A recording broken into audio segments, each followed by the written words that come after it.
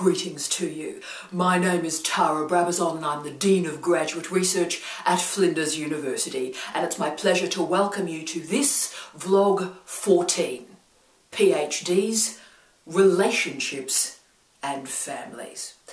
This vlog was promised to Michael and his wonderful partner Barbara a few weeks back. I promised to Michael that the week that Steve and I moved into our new house, we would prepare a special vlog to address the issue of relationships.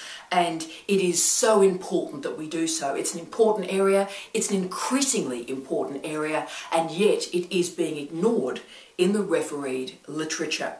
So Steve and I, throughout our academic careers, have realised the importance of understanding and caring for families and relationships. There is no doubt that we saw the impact of divorce and separation on our students. A divorce can either end a candidature or it can certainly slow a candidature down. So we need to address the whole person. You see, Steve and I never separate the professional relationship with our PhD students from the personal relationship. And the reason we don't have that personal professional separation is we supervise the whole person. And a whole person has a family.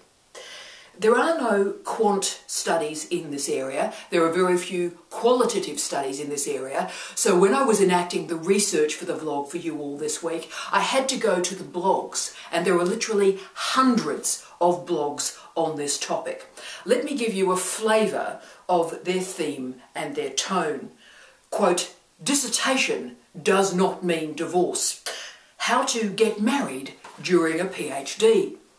How not to get married during a PhD. Lessons I learnt while working towards my PhD while raising 3 young children. And does academic life mean divorce?" There's also some problematic gender and sexuality blind spots in this research. Gay and lesbian relationships particularly are underrepresented in this literature, and men tend to not write these blogs. Women are discussing their relationships. And in articles such as Strange Bedfellows that was in the journal Salon, it featured quotes like, "The model of the successful female academic crystallised in my mind. She sacrificed her personal life for her work." End of quote. This is going well, isn't it? So, as you can see, so much of the doctoral journey, and particularly doctoral admissions, focuses on the intellectual quality of the candidate. So you have to be really clever and really focused to get in, and that's really important. We need that. But we so rarely explore the personal and social relationships that will encircle that candidate through the candidature. And without that, the candidate will not be successful. So to help you and to help all of us work through these issues, I'm presenting this vlog today, and I hope it helps you, and I hope it helps a lot of people thinking through the nature of the personal and the professional through their PhD. But of course, I'm not conducting this vlog this week alone. As I promised to Michael, I would involve my husband, Professor Steve Redhead. He's downstairs at the moment getting ready, but let me tell you a little bit about him before we join him downstairs. Steve has worked in 7 universities in 4 countries. He's published 16 books, hundreds of refereed articles and book chapters. He is an internationally known social and political commentator, online and offline, and through sound and vision. His interdisciplinary expertise spans law, particularly jurisprudence, critical criminology, sociology, and cultural studies. His best-known books are Rave Off, End of the Century Party, Repetitive Beat Generation, and his landmark texts on 2 of the most important scholars of our time, Paul Virilio and Jean Baudrillard. He is a very experienced, very experienced supervisor and examiner, and has been a head of school, an associate dean research, a sub-dean of graduate studies, and been the director of an array of internationally successful research centres. So yes, we are married. And yes, we supervise together, but we've spent the bulk of our academic careers not married and supervising with other people, so it broadens out our expertise, if you will. Steve also completed his PhD while married and raising children. I completed my PhD while single and without children. And that's part of what I want to make sure we get through today. I want to be really clear that we're dealing with family and friends in a very expansive way today. We have to note that between 1/4 and 1/3 of women in any generation do not have children, so families have to be understood in a very expansive way, including the caring of parents, becoming pregnant during a candidature, but also maintaining your friendships, which is so important to a successful PhD. And we particularly want to talk about the challenges, gay or straight, of maintaining a relationship. A doctorate is really hard. Maintaining a successful relationship is really hard. Making them both work, that's even more complex. And in fact, Shalini, in one of those blogs I read for this week, described getting married during her PhD as, quote, like stepping into two boats at the same time, end of quote.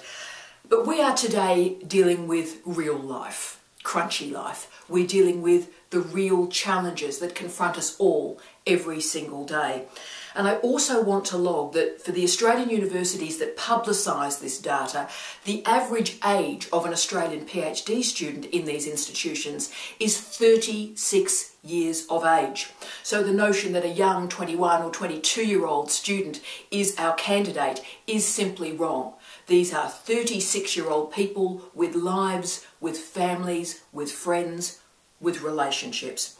I also want to log that about 10% of the conversations that I have with students in my office are about relationships and how to keep the relationship and the context around the doctorate working successfully. So this is a major issue, and as I always do in these vlogs, I will not shirk that major issue. We're going to discuss it today. So let's go downstairs and join Steve.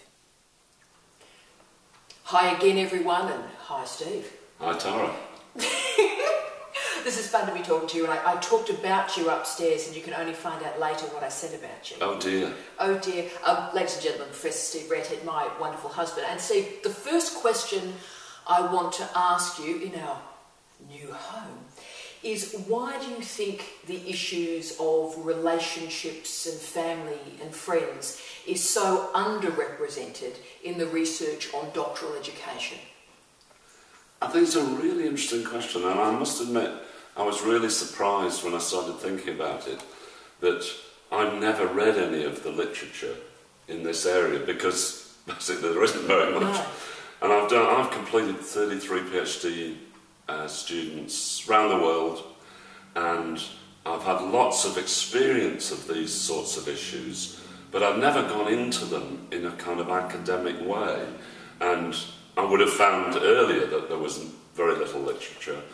I think one of the real problems based around PhD completions particularly, but supervision generally, and relationships, is that the old Oxbridge model, and we're still with that in a lot of ways, is that you've got the lone male PhD student, and in the sexist times of the past, whatever the family of that lone male was just expected to support and to promote the lone male PhD. So I think there really is something there. It'd be surprising if there was any literature on that, but I do think that's a fundamental trope. Yeah, just like the Oxbridge tutorial is still with us in every tutorial at a university. That notion of the lone male scholar, the Cardinal Newman version of the scholar, it's medieval, is still with us. I think that's a great point, and so we're still continuing those assumptions. So therefore, what strategies do you think we can enact as supervisors, but also as people involved in the management of doctoral education like myself? What can we do to think about how to share the doctoral experience with partners, with kids, with family and friends? Can this doctoral experience be shared? I think it can, and I think the absence in the literature has actually got to be repaired as a theoreticist rather than empiricist. I think we don't just rely on our experiences, and obviously today we're going to be talking about our experiences in many ways, but that's not what should structure the sharing.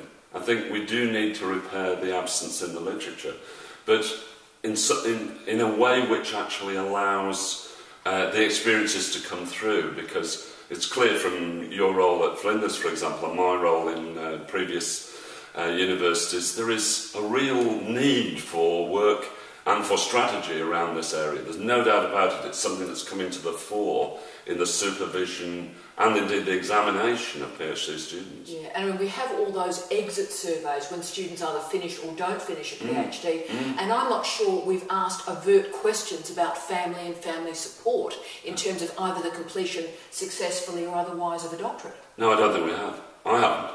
No, and so therefore we actually really don't have data. We have, as we talked about upstairs with my wonderful students, the blogs that are available. Yes, and that can be that's triangulated through unobtrusive research methods. We Yes. can try and work out through individual experience what is happening. Yes. But we do need strategies for this. Yes, we do. And if I can give you one example, I have a wonderful female student at Flinders who has established a contract with her parents, her partner and her kids to make sure that she produces an hour of writing on her PhD every single day. And her kids actually wrote the contract, explained their role in that contract and how they were going to hold their mother accountable to completing that hour every single day. So that's a fantastic strategy, but how important is it to involve the kids and the parents in this discussion, in these strategies? I mean, that's fascinating that, you know, contract of employment law is so important to our current economic and social conditions that we actually flip it back into higher education. Yeah, I think it is important to involve as many parts of the family or relationships as possible. I think that's part of the key. And I mean, in some ways we've done that in our own structure, both for supervision but also for our academic work. And I think that is important. People need those sorts of strategies and good practice. I mean, I know we may be sceptical about contracts like that, contract inverted commas, but maybe that's a start. And it was overt too, so that the children started to understand what mum is doing in the office when she's writing. She's not sitting there, you know, going through Twitter, she is writing. So Yes. the overt explanation of what is involved in a doctorate, I think, is making a real difference. Yes, and that's really what's not happened in the past, partly because of the lone male thing, that people haven't really talked about what it's like to be a PhD student. And that's what we're uncovering. Yeah. Part of the relationship stuff is to do with that, actually talking more, expressing more about what it's really like to be a PhD student. The shape, the texture, the filament of what's involved in this Yeah. discussion, I think, is really And important. that's I mean, the contract thing, I'm still sceptical about that. It's a practical way of doing it. Yeah, and then the children and the parents and the partner understand the shape of the day. Yeah. And I think that is really important. Yeah. A lot of the problems that I'm seeing in the office when students come in is a discussion about relationships, particularly Yes. when a relationship existed before an enrolment in a PhD, then the PhD happened, and then problems have emerged in the relationship since the PhD started. And indeed, the blogs I've been reading for this reinforce this problem. So we used to call this, you know, like a woman finishes a PhD and she gets a divorce. It's so common that gets a PhD, gets a divorce, that it's mentioned in just about every single blog. And we used to call that in undergraduate years, of course, the educating retail Yes. effect. Yeah. But interestingly, in my office, it's mainly men who are talking about their dissatisfaction in their relationship through the PhD process. So the question I sort of have at this point, in sort of a very negative way, is this dissatisfaction, is this dissonance inevitable? So are the relationship problems simply part of doing something as tough as a PhD? Yeah, I think so. I mean, my argument would be, as it's always been, that something about the PhD, however you do it, you know, PhD by publication or prior publication or traditional PhD Creative works. or creative works or whatever it is, there is something about the PhD which it's an elite qualification. It's hard, and it's very, very hard, and very, very lonely at times. So maybe you can't eradicate completely that disconnect. Yeah. I'm sceptical about being able to eradicate it completely. That doesn't mean to say that we shouldn't be talking about these things and helping students as much as we possibly can. And simply by talking about these things, something that's not really been referred to in academic literature, is going to start us off. But maybe in the end, you're always coming back to how difficult it is. And that's why it's worth getting as a qualification. And it's interesting, even in this conversation we had, I thought you would be much more overt and comfortable with the sort of sharing of the experience. But I'm almost getting from you, you're reticent to say how much that experience can actually be shared. Yes, I think we should try it. I think we should try to open this up. But in the end, you know, I do think it's a lonely road. Yeah. I do, and one bit of these vlogs that I've loved so much, as you know, because we've had this great feedback where people sit down with their partner, sit down with their kids or their grandchildren and watch these vlogs, and this maybe is a way to start the conversation as well. And I think in some ways it reflects social conditions, actually. You know, the idea of a communal or collective support for people, whether that's in a family or a group of people living in a home or whatever it is. You know, we've been so individualistic in our society for so long, and the idea of a PhD is an individual thing. It's actually very interesting socially that we've got kind of collective support and support mechanisms and strategies, which is something, you know, we're losing in society generally. I agree, and you've provided a great move into my next question when you've talked about that individual nature of it. The PhD is an individual achieving at the highest levels of scholarship that a university can provide. It's hyper-individualised, which can of course create profound selfishness as well. Yes. And indeed, I've always argued resentment is quite a strong emotion in doctoral education. And so is blame. Yes. It's very easy to blame other people through a PhD process, whether it be your supervisor, your parents, your kids, your spouse. And it's very easy to sort of displace the disappointments and the failures onto other people. So how important do you think is separating out the family time and the thesis time? Is that a good model? So this is the time I spend with my family, this is the time I spend on my thesis. So therefore, is time management a way to manage the blame and the resentment and get that away from family members? Yes, I think it certainly is one way of doing it. And again, I don't think you can eradicate the blame, the displacement and anger and frustration and so on, stress. I think all of those things are actually inbuilt into something as long a road as this. You're talking 3 years plus. It's a full-time PhD, and the stress on you is enormous.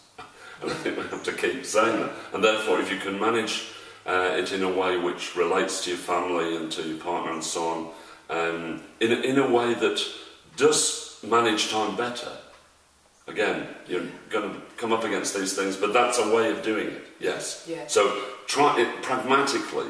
I think that is a good way of starting and see how you go. Also, I remember one of your fantastic students was a transgender student. In fact, I think we've worked out it's the first transgender PhD student on the world you supervised.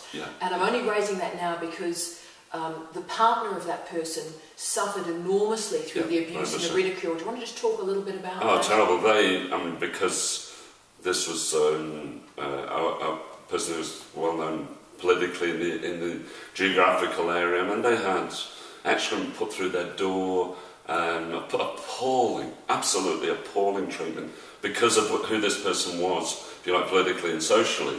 But actually that affected the PhD and the finishing of the PhD too, inevitably. And they really had, they were a really tough family. They developed strategies, the sort of things we're talking about, on a daily basis. And it worked, and they got through, and the PhD got through, and it was a major thing. It actually had an appendix, which was a draft bill on transgender, which actually got partly put into law in England and Wales. So I think you know, the strategies that they developed as a family worked and were really important. But I mean, what they suffered was extreme, but it's an example of the sort of things that people have to go through. And pretending that the spouses aren't there, that you're sort of the single Absolutely. male going along, that's not even an option in cases like that. No, it isn't. No. Really powerful. I often think the two great challenges of doctoral education are time and money. And Steve, one of the reasons that you and I focus so strongly and we work our students so hard to finish the PhD in 3 years is because by making that the goal, it's a way to control time and also mitigate the problems of money through a PhD. So it also means if we say right at the start a PhD is 3 years, then the family can plan for a post-PhD future as well. I often think about what it would be like to be the spouse of someone enrolled in a PhD for 5, 6, 7, 8 years. And that's very common. Yeah, and your whole of life would seem like it's on hold, really. Yeah. So how important is it for the individual and the entire family making that commitment to complete a quick PhD? Yeah, I think time management in that sense is really important. You've got to be able to explain to people around you what this is, and many of the people in those partnerships are not going to have either PhD or higher education experience themselves. So you've got to explain what this timeline is going to be, and simply saying sometime in the future I'm going to finish isn't good enough. But I do think that's very, very common. People do PhDs, they very often do them full-time and then finish them part-time. I actually did that. I did that. A lot of people do it now, and I think that's going to be a model for the future. So some kind of time limit is going to be important, whatever that is. And my argument too would be that you should see it in terms of a full-time 3-year PhD and maybe, I don't know, 5 years part-time or whatever. But you don't want it to spin off into the future. And that's, I think, when many of the problems that we're talking about relationships really start. Yeah. Because you can manage for a short time, 3 years or whatever. But Yeah. when it's 7 or 9 or whatever, then people say, what is going on, basically? What is going on, and how much of my life and the family's life is going to be sacrificed very, very long, for this PhD.